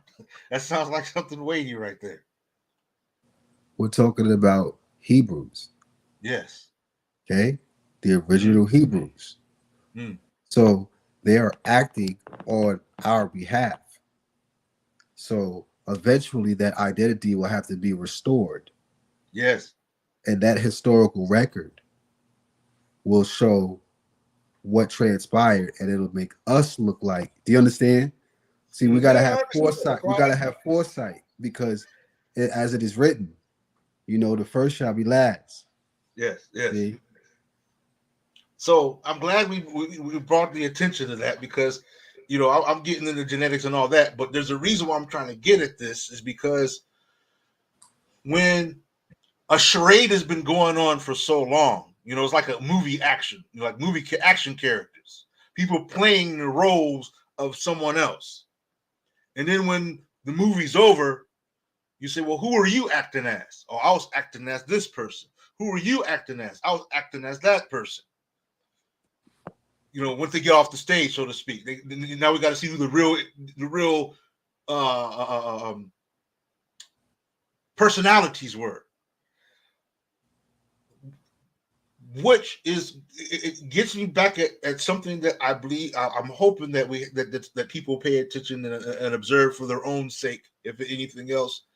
And I'm hoping enough of those who manifest the likeness of I will pay attention and not get lost in the sauce, and take as a hero that which comes out of this madness that they have produced. Because I have a feeling they've called, you see this image behind me, there's a destruction that's been caused by them, and they're also going to provide the solution. I mean, we have the election coming up, and that's supposed to be the hero that you're talking about, but this situation honestly is a little bit too messy for anybody to clean up. Once all the information really gets out, it's going to be ugly for whoever has to be the saving grace. So no matter what, because it's not going to end when this person comes into office, Right. and you know they're going to have to clean this mess up, and it's not one I don't think that we have the capabilities to do, the resources or the public opinion, which is the most important. The public opinion is not going to fly by this one very easily. Like that, it's just not going to happen. Yeah. One of the things that I'm noting out of all this is how close to textbook case events that these people are behaving. It's like they're very and I've understood this when it comes to like legal events and whatnot, how they try to stick to like a textbook concept of what their agenda is. They have a plan. Well, They it's a have play. objectives. It's a Yeah, play. That's yeah, what I said. Like this is we've seen this movie before. This is nothing new. This is textbook. It's something that they've done and they perpetuated from the time we started to record them in history. Really, so and they tried to change that story with what happened over in Egypt. You know what yes, I'm saying? At the end of the day, if you guys got the Almighty Jehovah with you, and mhm, why are you in Egypt in the first place? Like I don't know, yeah, I don't remember the Egyptian war going into Israel and snatching y'all up out there to bring y'all back to Egypt. I don't remember right, that. So what were y'all doing there in the first place? See, you land in an area and you just become settlers there, mhm, and you start raping and pillaging, and you start doing nasty stuff, and we don't want to rock with you. So then things happen. mhm, We start banging. That's pretty much what they've been doing everywhere they go. They do the same thing. That's according to history. That's a historical fact. That ain't my opinion. That's yes, yes, literally what happened everywhere they went. So it's like you said, we talk about the nature of a people, you really have to really delve into that, genetically, and see what's going on in there, because something right, ain't right. I know that they're doing a lot of, there's a lot of ancestral things that happen, and that begins to mess with the psyche, and it begins to mess with behavior and things of that nature. So, that could build aggression if we delve into that science. yes. It's a lot of things that I don't know that we got to take a look at, because if they're allowed to do that, how come other people can't do that? You know, So I have this question for you then. This is the opposite. I would say opposite kind of a question from what I mentioned. What would it mean for me to say that for us, for relevancy amongst us as a people, as descendants of the original, as the people of the Most High, whatever we want to say about that. What would it mean for us if I say we have to? There has to arise from us, those of us who manifest the character, who manifest messianic characteristics, not individual, but a body of us, a body of those who what does that mean? What am I saying? A body of we have to, if we're talking about solution, we're talking about relevancy, because I'm looking at things from empires who are involved, mighty empires, Russia, China, all these different entities. And here is this populace of people who've been subjected, enslaved, overruled ruled over for 500 something years. And here we are now in a position where you can see sentiments of relevancy in taking place. Not if you go back like 50 something years, you know, we had leadership that was trying to reach out and connect. That's what Malcolm X was doing. That's what Garvey was doing. You understand? Building bridges and things like that. But we're in a day and age where many of us have traveled, we've gone abroad, we've, you know, kind of wet our feet in different terrain, different countries or whatnot. So you could say that our generation has brought about a different stock of who we are. And I'm looking at that, and I'm even looking at where that could lead to in coming generations. It's like almost like we're being weaned. You understand? From a traumatic situation to like to we're being weaned from victimhood to authority. Mm-hmm. Does that make sense what I'm saying? Yeah, We're being absolutely. weaned from victimhood, and that's not taking anything away from those experiences of those who came before, but there's stages that's going on. Yeah, it's some people that have well already crossed over into that frequency, long ago already. Mm, We can't even take for granted all the ones that have been in that position of leadership, sovereignty, and just pride in who they are. yeah. Here, indigenous, black, whatever they want to call themselves. There's been a whole lot of revolutionaries before us. Mm, At the end of the day, but right now is there's because of them, they made things progress a lot quicker. And yes. where we are now is the end, it's the tipping point. Yes. It's the crossroads. And this is why you're seeing a whole lot of division. Like, people talk about unity, but I always tell people, like, there's no such thing as unity without division. Like, if Mm, you take anything and unite it and separate, you're separating it from something else. That's mhm. automatically division. That's Right. that's what you're doing. So, No order without chaos. yeah, you just can't. It doesn't exist. It's an oxymoron. Mm, If you're thinking logically, but yeah. end of the day, we have to focus on end game, and uh, end game is first and foremost taking care of priority, which is we got to stop these babies from being killed, the innocent, women and children like that. Something has to be done, and a voice. If we got a voice and that's all we got, then we need to be loud and we need to be vocal. We need to utilize our Exactly. platforms, the same way that you doing.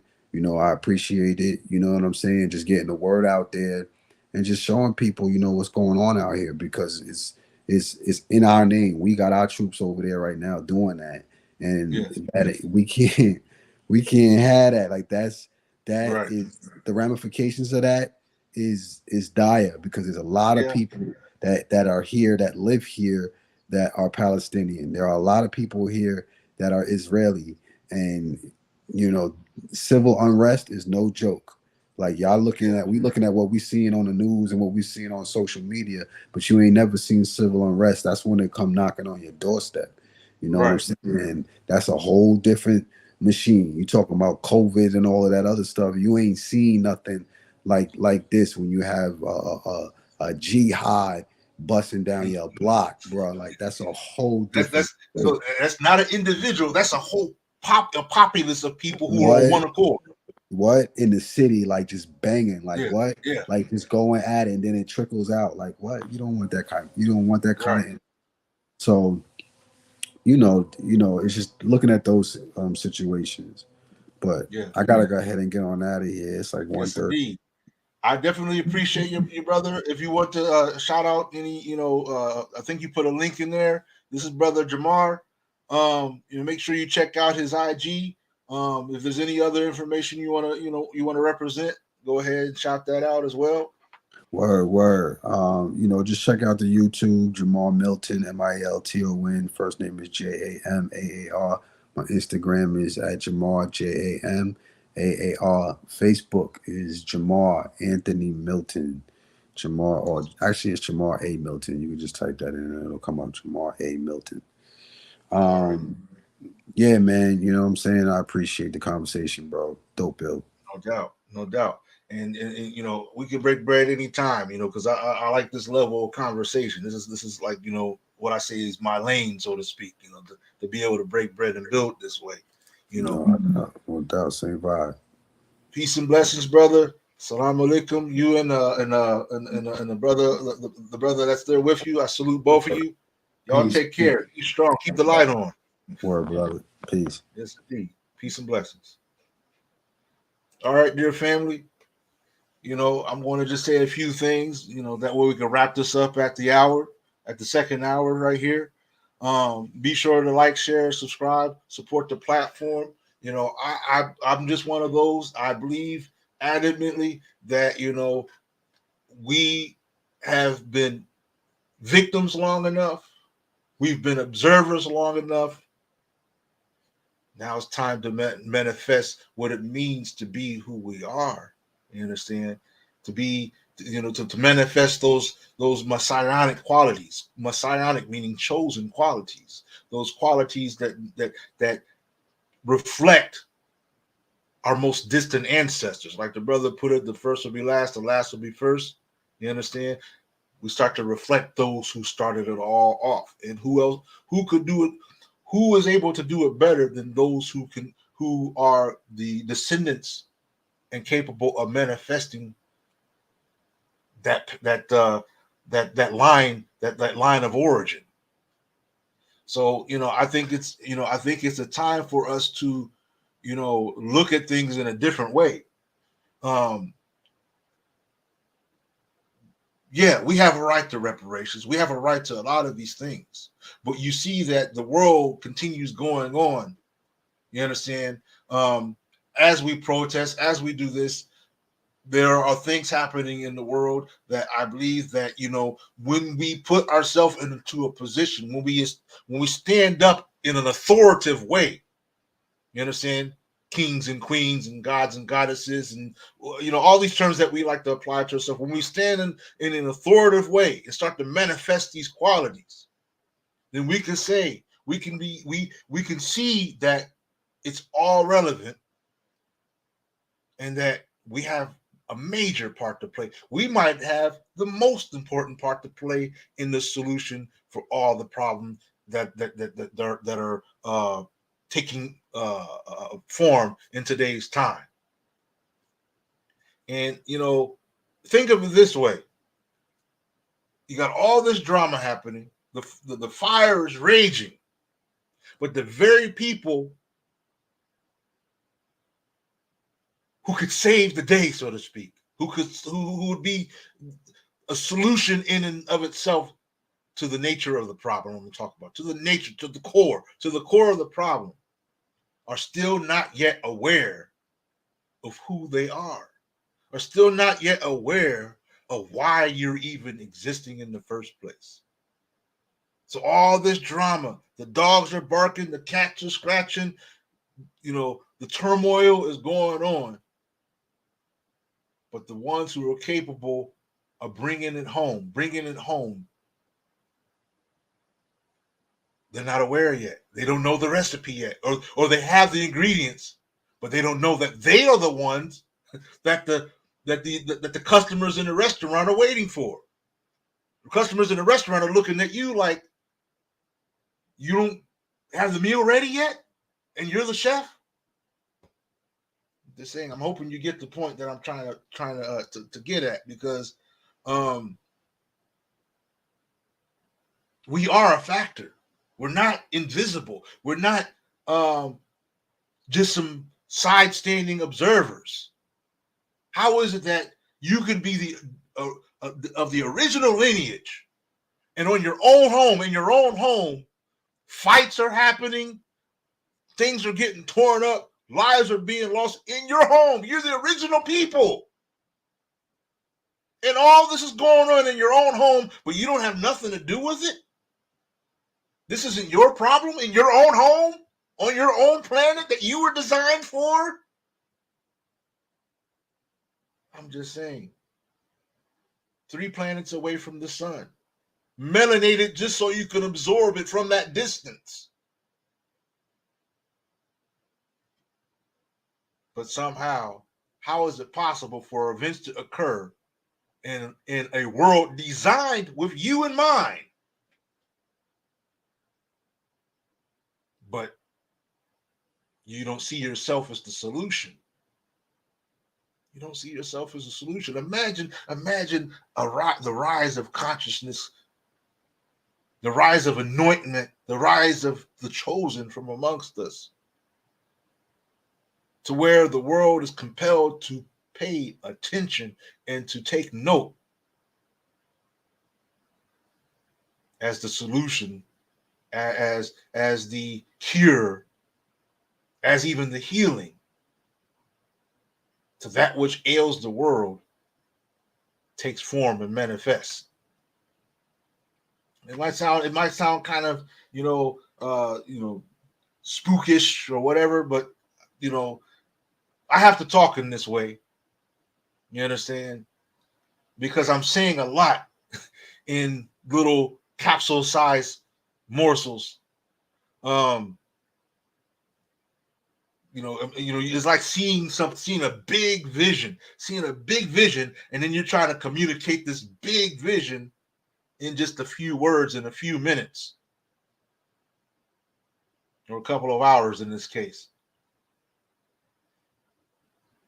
But I'm just saying, for years we've been taught that we're irrelevant. We've been taught that we don't know anything, that we're not a factor. This is how we are treated right now as we speak, like we're not even a factor. All this is going on and no one is even looking at us to see if we have any advice or opinion in the matter.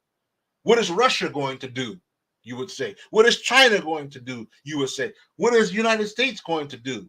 But not what are the melanated people going to do? What are the black people who are existing? What are we going to? What are the children going to do? Just saying, family. I just think there's a bigger picture,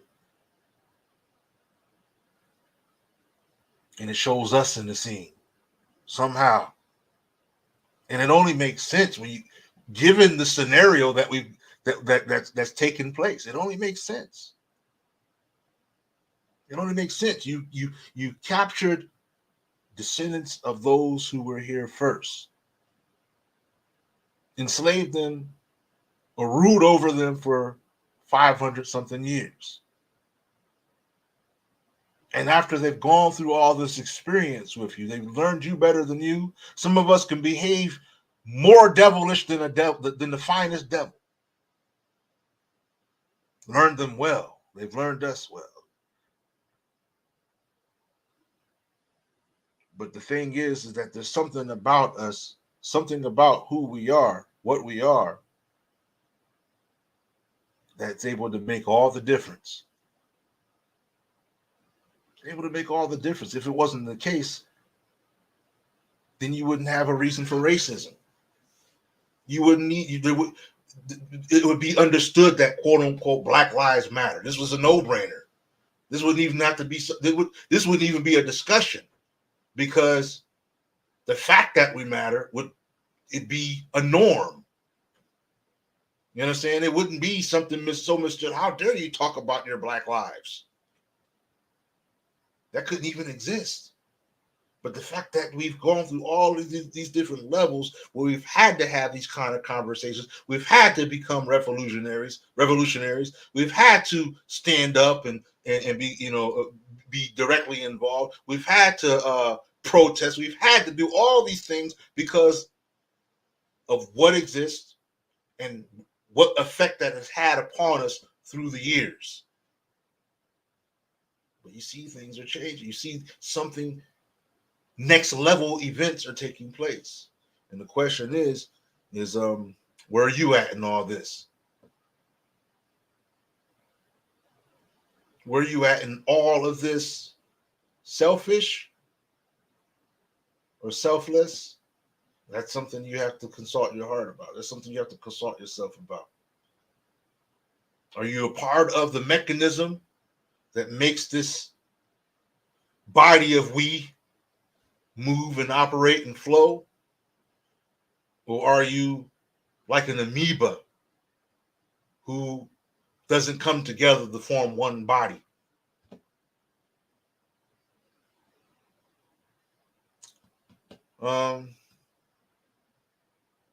Yes, indeed, family. The reality is yes, we have our what we are justified in complaining about. But today I wanted to simply get on this live because I saw in today's time, right here and today, the lives of innocent children. Not one, not two. I've been seeing images of multitudes of innocent children. And I'm just responding this with the nature that this being that I am is, I'm responding to seeing this. And I'm thinking like how can this continue going on? How come, I mean, if the earth should stop with events like this happening. When you see massacres happening, it's one thing for us to study and recognize what's happened to us historically, but it's a whole other thing to actually see it in real time, in your lifetime, with your own eyes, and see lifeless bodies of children. I don't understand. I don't see how anybody could ignore that for whatever the reason. Yeah, we're combating racism, systemic racism. Yes, these are facts. Yes, we're striving for self-determination. Yes, we're striving for liberation. All these things are facts if you are about anything that's black. But likewise, if you're about anything that is black, where is our moral compass? Where is the principles of humanity in general? I mean, it's easy for us to get beat up by one of them. The next thing you know, we're on a podium shaking hands. But somehow, we regularly shake hands with the people who just beat us up and start, praying for them and everything. But innocent children being bombed, what do we have to say about that? What's our conversation about that? Does that matter to? Is that a factor? Or is our hearts, what do you call it?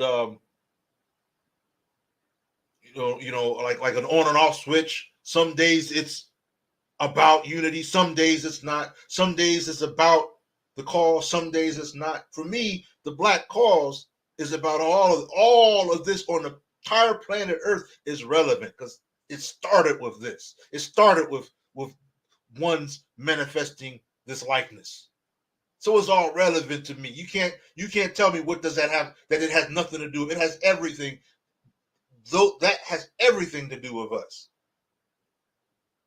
And the fact that I'm able to I'm able to observe and take note of that makes it relevant. It tells me that there's something that I could be doing. And even what I'm doing right now is an effort to that effect. I mentioned to you the other day a teaching of the Prophet Muhammad. Take it or leave it. If I didn't even tell you it was the Prophet Muhammad, I could just say a man of old said, if you see an evil, remove it with your hands. And if you're not able to do that, then remove it with your tongue. And if you're not able to do that, then remove it with your heart. Meaning, for those that may not understand the allegories, action, speaking out, desire, hope for change. But the least of the three is the heart. In other words, to just hope, that's the least of the three. Because if you're able to speak out and you don't speak out, you're a coward. If you're able to act and you don't act, then you're a coward. And that shows weakness. That shows that you're not capable. That you don't really have conviction, faith. Because these are the qualities of faith. That's what it says. These are the qualities of a person who has strong conviction. These are the features. And so, by seeing bloodshed of any innocent person, it should move you to want to conjure some type of solution or consult some people who know. If you don't know what can I do? What can I do? You should be finding those who do know. But to That simply we've exhausted our days of simply being observers and experiencers on this planet. We've exhausted experiencing the victimhood. Because look, even if we cry about our reparations, it's not victimhood that's going to get our reparations. It's authority that's going to get our reparations. We're not going to get reparations any other way than the day that we manifest authority. Begging is not going to give us reparations. Pleading is not going to give us reparations. It might give us an illusion. Like, oh, okay, we'll give you reparations. Here you go. Now leave us alone. This isn't reparations. This isn't. That's what some of you are getting and buying into it.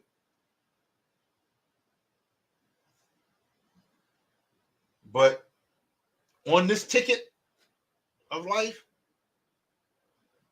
victimhood has expired.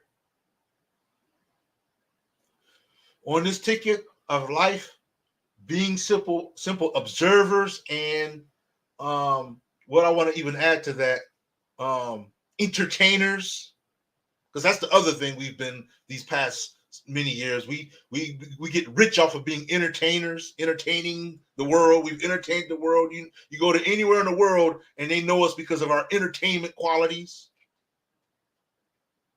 They don't know us because we were some, prominent doctor or, superb inventor or specialist or, high quality philosopher. I can go some places now and ask them about Runoko Rashidi, and some people may not even know the name, except for people amongst the melanated historian community.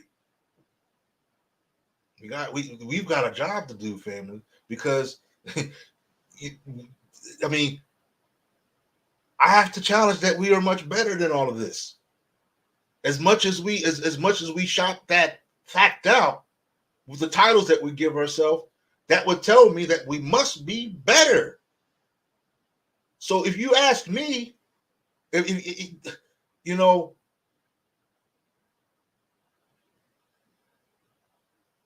a solution may come from us regarding some of the most heated problems in the world.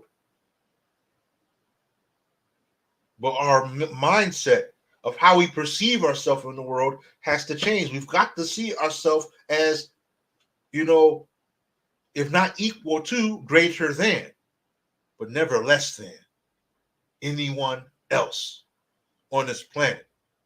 Especially when you are descendants of the originals, especially when you were of the line of people who were first breathed into by the Most High and became living beings.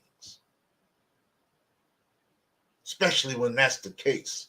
How do you settle for less? How do you enjoy the bounty of the Most High under the knee of oppression?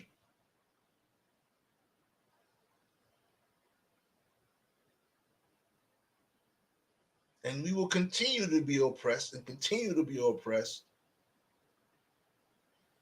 until we start taking the proper actions that resist that oppression, that stand up against that oppression, speak out against that oppression. See, one of the things about confrontation, war, is there's those three levels we mentioned. Communication does have an effect. It does move. You understand? If you don't agree, think about any type of business organization. Many of the guys at the top, all they're doing is calling the shots. It's the guys on the ground making the moves, taking the shipments here and there, putting the stuff on the shelf. But the guy at the top, he can go out and play golf. Oh yeah, tell them to order and send the shipment back. Whatever. Our mind frame, authoritative. If you use these authoritative terms, start manifesting. Where is your dominion? Where is your terrain? Where is your kingdom? Otherwise, if you don't have a kingdom, you're not a king. You're not a queen. If you don't have a kingdom, you're not a queen. If you have no dominion, you're not a god. If you haven't produced something or brought anything useful, nurturing into being, stop calling yourself a goddess. Stop calling yourself these names if you're not willing to live up to what they mean. Where is it at? Here is tragedy going on the planet that is yours. A fire is going on. What are you going to do about this happening inside your house? Gods and goddesses, children of the Most High, kings and queens, what are you going to do about it? We're the only ones calling ourselves this. That's why I'm saying this. You go to China, I haven't heard one Chinese man saying, I'm a king, I'm a queen. I haven't heard one Brazilian, one Irish person or Italian say, I'm a king, I'm a queen. It's only us right here that keeps on saying this. So if this is the case, show and prove. What orders of the day are you putting forth? What are the orders of the day? What are your royal decrees? I'm just saying, man, bosses. You're bosses, but we don't have no kind of business operating right now, but you're a boss. No trade, no international trades, no investments in oil silos, nothing, but you're a boss. Thousands of children massacred right on the planet that's supposed to be yours. But it has nothing to do with you say. Anyway, family, I'm just saying, we this is the day and age where we're using these labels. We're trying to restore our confidence and build ourselves back up. But I'm saying it's more than just the titles. If you got the labels and you're wearing these labels, you've got to manifest what they mean. We've got to manifest what they mean. Otherwise, we are not worthy of these labels or titles, if ever we were. Just saying. You can't look at the bloodshed like that's happening and think nothing of it and think that somehow it's irrelevant. That makes no sense to any godly person at all. That sounds like the voice of a devil to say something like that. Oh, that has nothing to do with me. Thousands of children, that has nothing to do, you say. That sounds like the voice of a devil. That don't sound like a melanated person. That don't sound like anybody that manifests the original genes of the world. Doesn't sound like that to me, people. I could be wrong. What do I know? I don't declare being a scholar or a professional or anything. I'm just telling you what I observed. Just sharing what I observed. Just passing through in the meantime. Dear family, I appreciate all those who came in and who viewed this live. I'm hoping that, when we, have these lives of this nature, of this sort, that it's beneficial and inspiring to those and kind of, jogs us up to, becoming more of ourselves, more involved, more of active players. I mean, I'm just saying, family, it would be the day to see like one of these UN councils or whatnot, and just a whole slab of seats occupied by melanated people. Positions of authority, wherever they may be, and you look and there's just us sitting there. And then you start seeing peace. The real meaning of peace, spreading like wildfire because the pieces are in their proper place. But it's not, there aren't there's no free handouts. Liberty is not for free. Justice is not for free. Freedom is not for free. Liberation is not for free, is what I want to say. Liberation is not for free. And guess what? Reparations isn't going to be free either. No matter how much you cry to those who took from you what you're asking to be repaired in the first place, you're not going to get it that way, family. You're not going to get it. Show me in the world. Show me any time in the world You understand? Where it's happened like that for us.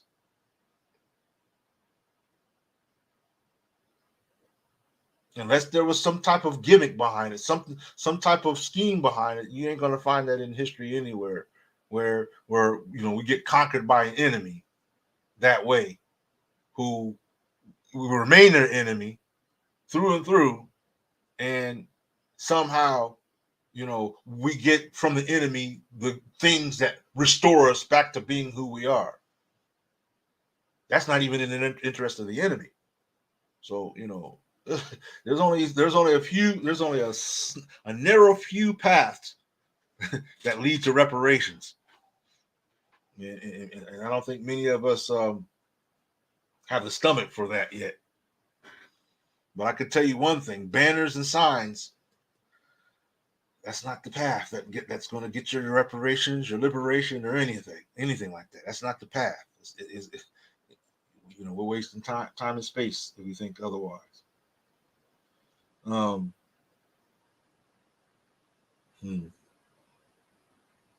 Anyway, family, I appreciate the guests we had on tonight. It was a very insightful conversation.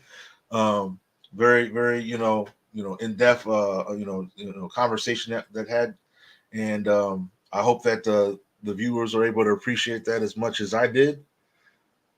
And just like I said, be sure like, share, subscribe. Share this on your IG. Share this, wherever you share your clips or whatnot, your videos, because the more noise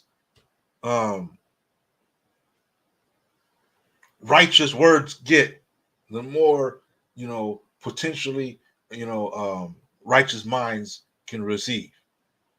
You understand? It's always a select few. That's why I'm never bothered by the small number of views or whatnot, because I know that this type of conversation is in a lane that's not always readily received by masses. You understand? Because it doesn't contain the popularized types of drama that draws a lot of attention. It doesn't contain that type of stuff. It contains observing real time, real things that are going on in the world, and looking for solutions that are relevant to our people in that regard. You understand?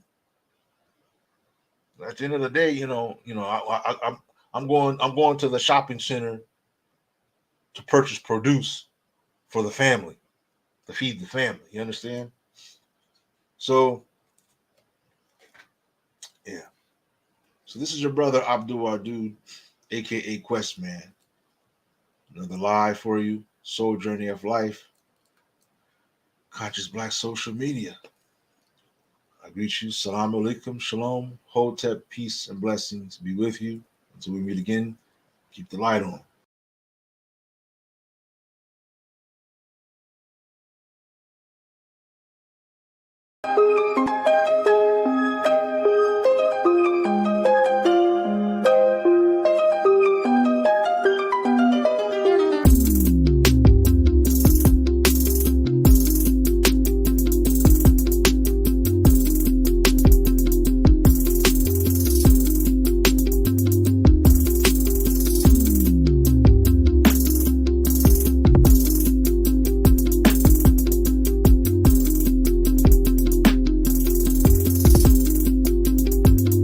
Welcome to your wake-up call.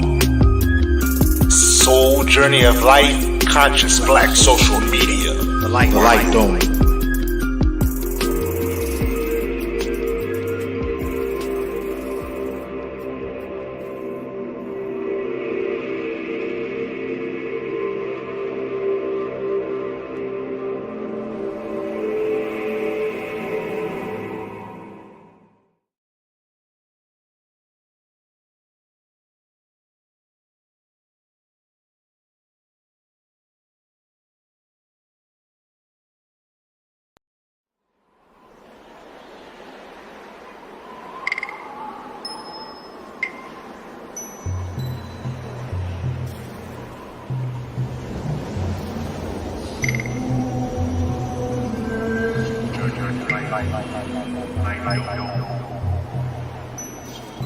TheLightDome.